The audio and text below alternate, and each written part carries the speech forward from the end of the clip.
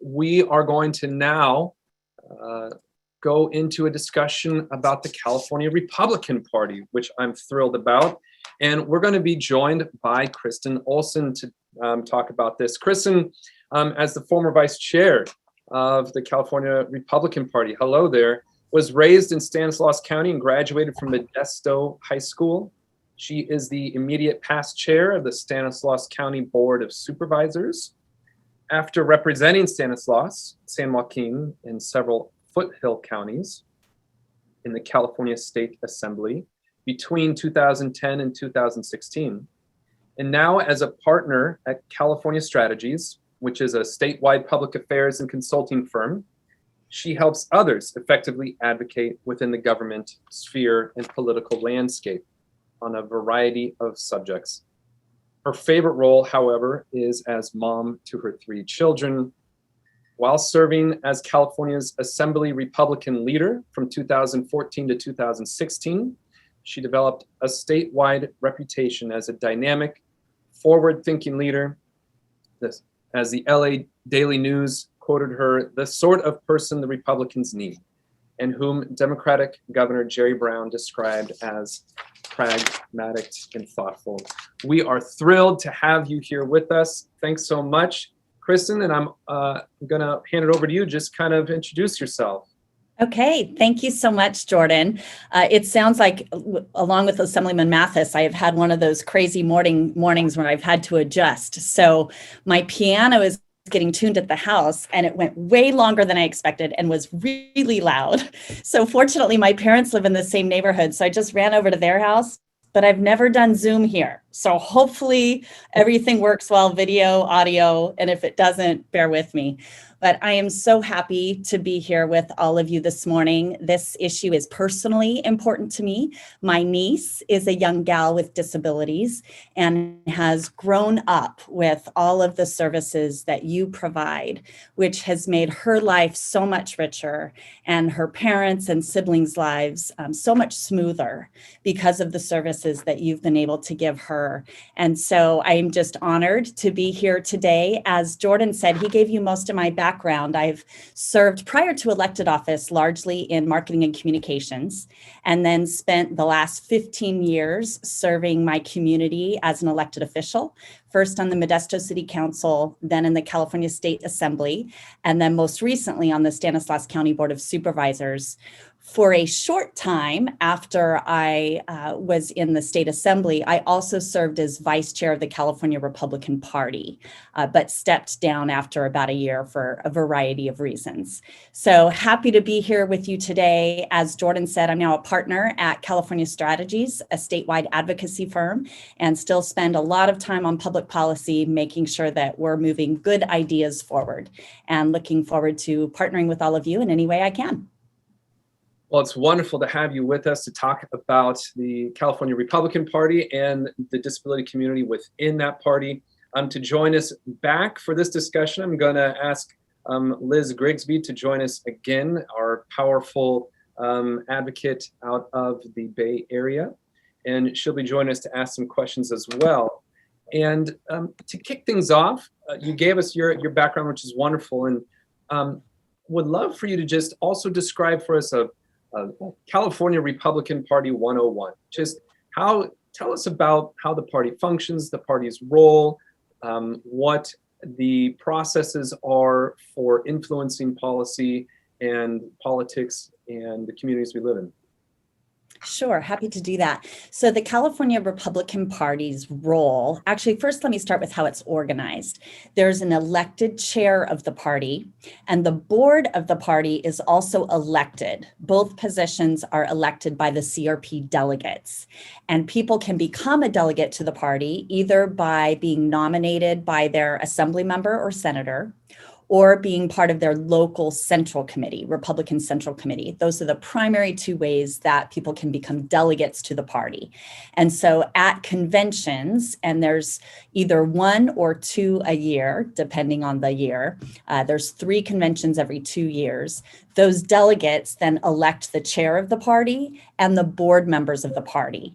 And there's roughly, I think, 20 board members. At one point, I could have told you all of this with complete confidence. Now I'll just say roughly 20. And then their primary role, the chair of the party, who's currently Jessica Patterson, works very closely with the state assembly minority leader, state assembly Republican leader, and state Senate Republican leader on fundraising activities. And then the role of the party as a whole, I typically narrow down to 4 main buckets. One, they're responsible for the party platform and the party bylaws and making sure that all the decisions made are based on the platform and the bylaws, both of which are voted on by the full CRP delegate membership. They're responsible for putting on the conventions, 3 conventions a year that I just described, getting the keynote speakers, running the operations, revisiting party platform amendments and making sure there's a process for hearing those, taking positions on ballot initiatives. All of those things take place at conventions. The party is also responsible in part for funding elections. Obviously, anybody who runs for office, the responsibility largely falls on yourself to raise the funds necessary to win. But in key races, typically target races that could swing Republican or Democratic, the California Republican Party will come in and assist with funding as well. And then lastly, messaging. The party has tried to get better over the years at being a vehicle for messaging because they obviously have a platform that extends statewide and sometimes can get into areas that are difficult for people to get into themselves. I love hearing how it's organized and how it's people are elected. And I really appreciate you giving us that background on that and kind of the structure of the party itself. That just kind of, I think one of our goals is to make sure the disability community is knowledgeable about that and educated about that so they can find ways to get involved in that process as well. Yeah, and the great way, I should have emphasized more, is in your county, get to know the people in your local central committee. And oftentimes it's hard to find people who want to serve in that role. And it's a great way to start to get involved in party activities. That's a great point, really great point. And talk to us about disability. And in regards to disability, are there platforms within the CRP committees, positions, caucuses? Tell us what exists now, if any. Sure. So this is people who may know me. I don't know if anybody who knows me in this conference today or not, but people who know me know that I've been fairly critical of the Republican Party over the last several years. But I will say this is one area in which I'm proud of the Republican Party. They have consistently over time done a really good job to demonstrate that their goal is to come alongside and help people with disabilities, help people with IDD, make sure that they have the services that they need and that they're serving people effectively and wanting to learn more about how they can better serve people.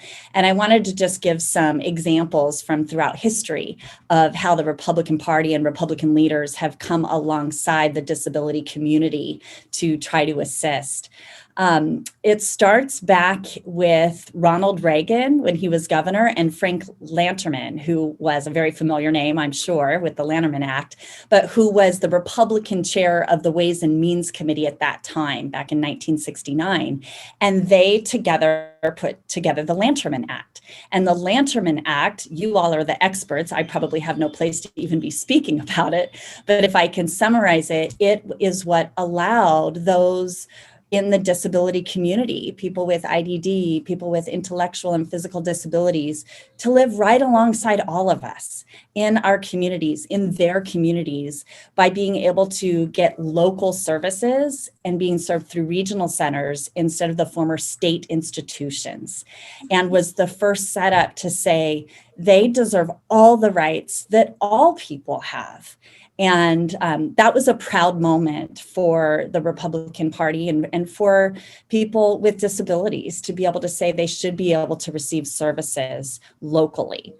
Then, unfortunately, over the last several decades, and I should mention from a federal standpoint, as we know, George H.W. Bush, former president, signed the Americans with Disabilities Act into law.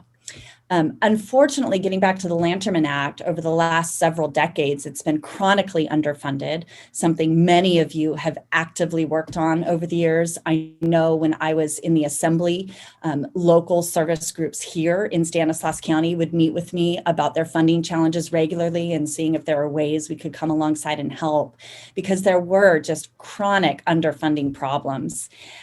Over 370,000 Californians now qualify for services under the Lanterman Act. And so as you can imagine, those services are costly and weren't growing. The rate reimbursements weren't growing at rates effectively to keep up with the demand.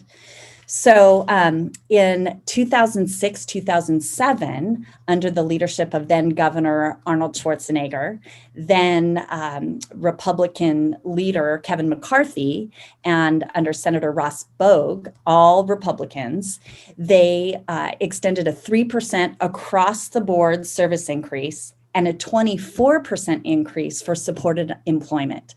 Once again, demonstrating Republican leaders' commitment to the disability community and in recognition of the fact that they were in desperate need of additional funding. Unfortunately, the recession hit just a year or so later, and in 2008, under Governor Jerry Brown and the Democratic legislature, the services were cut dramatically once again, and the increases were taken away. That wasn't necessarily unique to the disability communities. Things were cut right and left. It was a very challenging time in the state of California and across the nation.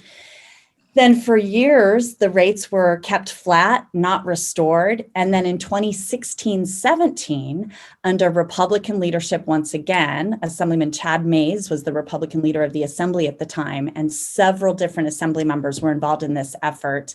I remember Assemblyman Tom Lackey in particular really standing up to the plate. But they were negotiating an MCO financing plan. And the Republicans told Governor Brown's administration that a few things, I think there were like 3 or 4 things that had to be part of the package if they were going to support the MCO financing deal. And one of those things was rate restoration for the Lanterman Act and all its associated services. So once again, the across-the-board rate increases were established, including that significant increase for supported employment once again. And so I provide those examples to demonstrate that the Republican Party and Republican leaders at the state and federal level in the party have really tried to demonstrate a strong, solid commitment to people with disabilities and their service providers, recognizing that they deserve and need access to services in their local communities, in their neighborhoods. So it's something I'm proud of for the Republican Party. Oh, and then one thing I should mention, Senator Shannon Grove, she was in the Assembly at the time, was a real leader when it came to closing down horrible institutions like what was going on at the Development Center in Sonoma County. And she really was insistent upon that with her colleagues, with the Governor Brown administration at the time, to make sure that those centers were shut down and the people in those facilities could receive services in better ways and in their home communities. So that gives you a little bit of a taste of what the Republican Party has sought to do over the years for people with disabilities. We can always do better. We should always want to do more. And we want to learn from all of you of how we can do that. But it is one of the things I'm proud of the party for. Absolutely. Thanks for kind of running us down the history there of the Republican Party's ways that they have shown commitment to the disability community. And I'm going to remind our attendees, if you'd like to ask Kristin a question, which we'll do we'll read them at the end, just use the Q&A function at the bottom. And I'm also going to hand it over to my partner in crime, Liz, to see if she always has great questions and ideas. So I'll hand it over to Liz to see if she has a question as well. Good morning. Thank you for having me, Jordan, and thank you for being here as well. I have a physical disability, cerebral palsy. I was born with it from birth. birth. And I also grew up in San Francisco Bay Area and went to school and all that. And I know about the Lanterman Act and how great it served people with DD and IDD. But as time passes and people are out in the community and living and having lives, for me, as someone who lives in her own apartment and works for one of the biggest and greatest regional centers as a rights advocate. And I just feel like the Lanterman Act, or I should say the state in general, needs to stop boxing people in and putting them in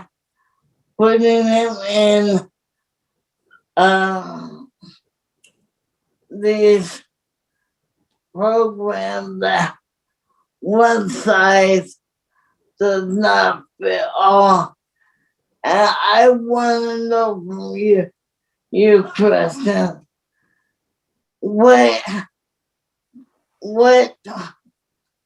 are your party gonna do, the Republican Party, to make sure that people with disabilities are being treated as people and not just some special cases just because we have disabilities? I feel that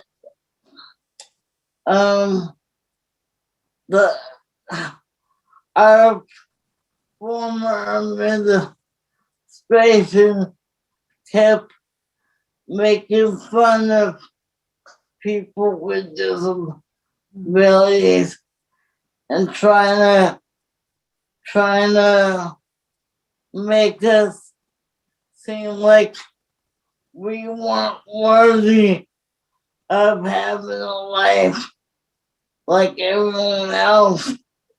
And I feel like I have a hard time trusting parties who put their agenda first instead of putting people first.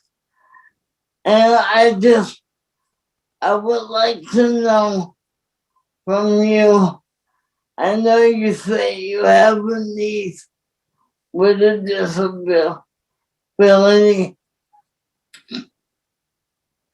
I hope in your heart you really value her and see her as a person first and foremost. I want to know from your party, do you have any people on the committee who are disabled?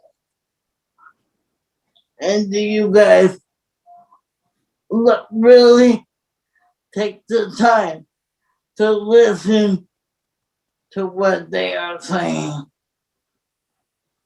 Question. There are a few great questions in there. Yes, really great questions. First, Liz, I want to say thank you for the question and for sharing some of your experiences, and that I am sorry for you, how you have felt. unworthy or less than because of the words of some leaders. That is intolerable and totally unacceptable, and some of the things that I myself have been critical of. So I hope we will never hear words like that again. That's a strong statement to say never, because there's a lot of awful people out there, but I am sorry for you ever having felt like that at the words of a leader.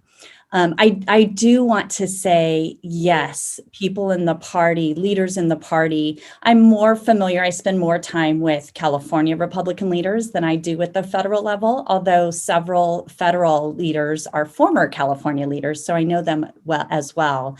But I do want to say there are so many of them who truly do care, who want to listen to your experiences, your challenges, your needs, where the state falls short in treating people as people, and they want to learn and they want to do better. I agree with you, and I would say this is one of the fundamental tenets that Republicans believe in, that the party believes in, is that one size fits all approaches don't work well for any community, because every individual is different. Nobody learns the same way. Nobody lives the same way. Nobody has the same experiences, backgrounds, or current walks of life. And our policies, to the extent they can, need to be able to be flexible and adjust to accommodate the needs that vary from one individual to another. That can be difficult, obviously, when you're creating statewide policy and programs, but it's one of the reasons that it's so important to me and to so many other leaders that services be in local communities, because it's much easier to achieve flexibility at the local level than it is at state-run institutions. That doesn't mean we can't get better. There are so many examples, particularly in the education world as well, where the state tends to favor one size fits all approaches. And the consequence of that is people fall through the cracks. And our job is to be able to find out where those cracks are so that we can help lift people out of those cracks and give them the services that they need in the places that they need them and in the methods that they need them. And I guess my best answer to give you on how we can get there, how we can get better, is for people like you, Liz, and Jordan, and others on this call to reach out to those decision makers at the local level, at the state level, both in the legislative branch and the regulatory branch, to tell them what isn't working well and to come with solutions and ideas of how it could work better. And hopefully you'll find a number of people willing to listen and try to move those ideas along. I'm certainly happy to help be an advocate for you and get you guys in touch with the right people, although I know Jordan's in touch with many, if not all of them already. But if I can be a resource in that regard, please do reach out. I give a lot of talks in my job and public speaking. And that's how me and Jordan met over the years. We've gone way back for a lot of years. And one thing that I like about Jordan, he knows where my heart lies. He knows I'm a strong advocate for this community, so he's never afraid to reach out to me and say, I need you to partner with me on whatever project that the Arc of California has going on.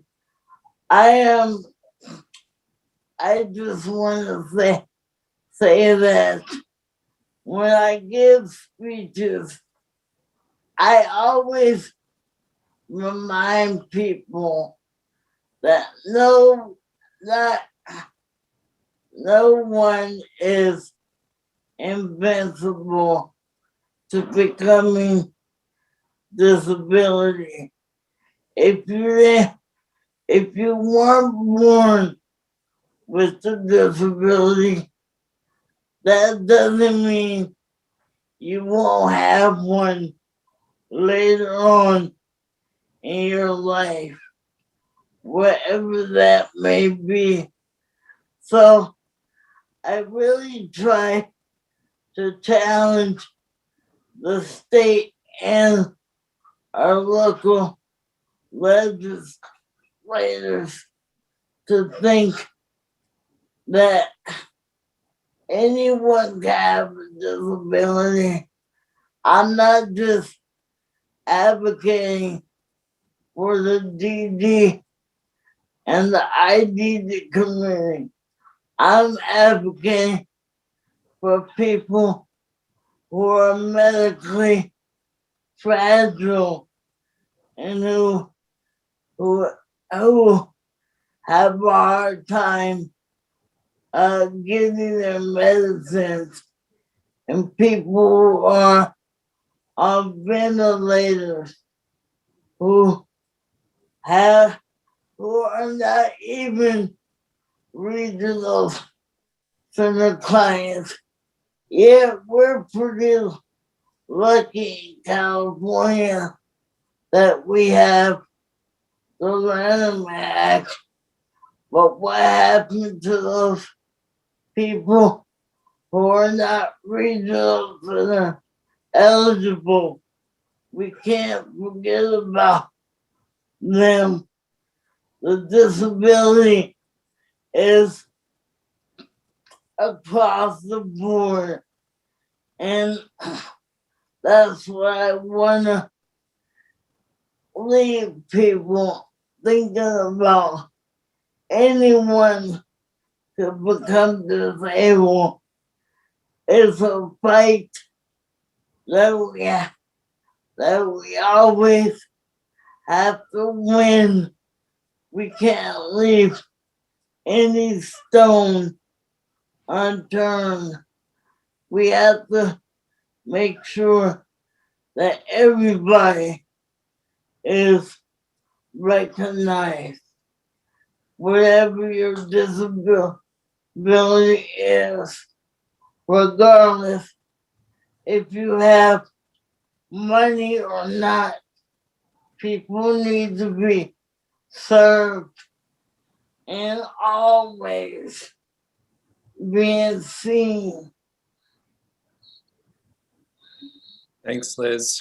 You always inspire, and yes, I'm friends with you because I know your heart, but it's mostly because you're a good drinking buddy. That's the real reason.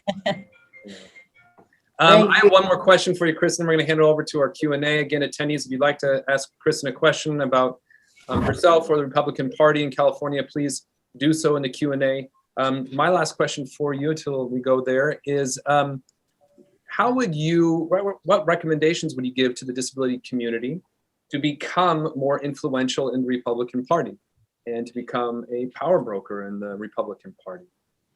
Such an important question. I'm glad you asked. One of my favorite quotes that I often remind people of is Thomas Jefferson once said, "We don't have government by the majority. We have government by the majority who choose to participate." And so we have to choose to participate. And even by being here today, all of you are choosing to participate in the democratic process, our democracy, which thrives and can only thrive when people are involved. So one thing I would suggest, which I already mentioned, is get involved in your local central committee. That would be a way, particularly if you're interested in the more political side of politics, whether they have Republican central committees, Democratic central committees. That's a way to meet candidates running for office, to get training and assistance if you yourself want to run for office, to be able to work on campaigns. All of the political side of how our democracy works often happens at that local party level. So that would be one. The second one, I would say, if you're more interested in the public policy space, and you don't have to do one or the other, I always encourage both, but the public policy space, which is where I tend to enjoy more, is get to know your local city council members. Your planning commissioners even can be key decision makers, particularly when it comes to implementation of responsibilities under the ADA. So get to know your planning commissioners, get to know your state legislators, your federal elected officials, and that often can be easier to do in their districts. You can certainly meet with them at the state capitol, and I encourage that, but it tends to be a much faster place where people are moving from one meeting to the other. But on Thursday afternoons, Fridays, elected officials are usually in their district offices and have more time at their disposal to meet with you in their office, to come tour your facility, to meet with you at a coffee shop. A little bit challenging during this last year with COVID rules, but we're starting to see the light at the end of the tunnel, I hope.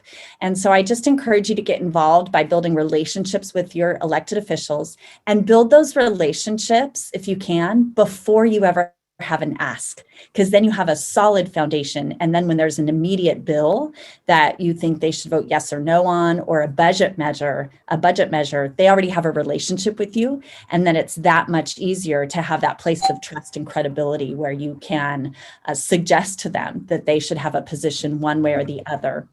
Another third way I would suggest that I already mentioned is run for office or seek an appointment. There are you would not believe how many boards and commissions cities and counties have to fill, that they often can't find people who are willing to serve.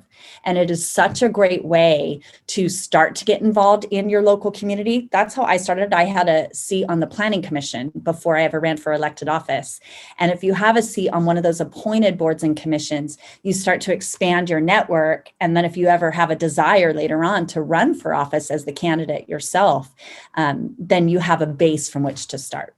So that's a few examples. Absolutely. Great. Thank you for those.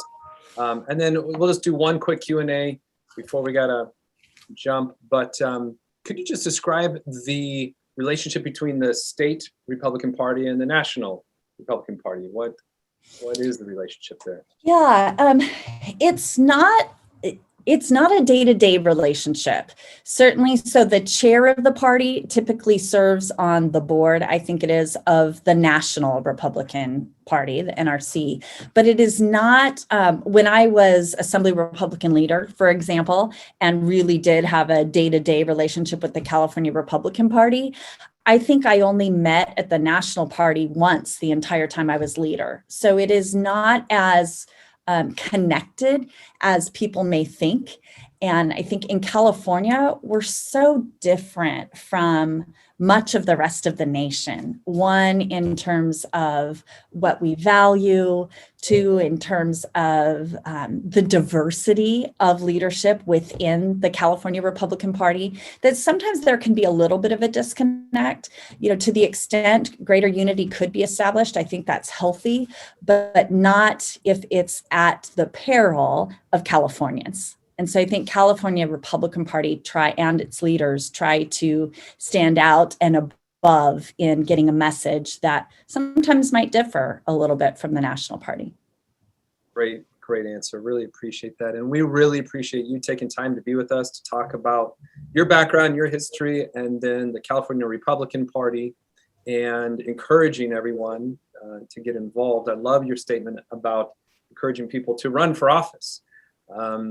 And that's also a perfect segue, because we're going to hear from some people who have run from office coming up next. But Kristin, thank you so much for joining us today. We really appreciate it. You taking your time to give us information for our community. And thanks again. And especially to you as well, Liz. You're always great. So thank you so much. Thank you, Liz. You're welcome. Bye, everybody. You're very welcome. Bye-bye. Bye.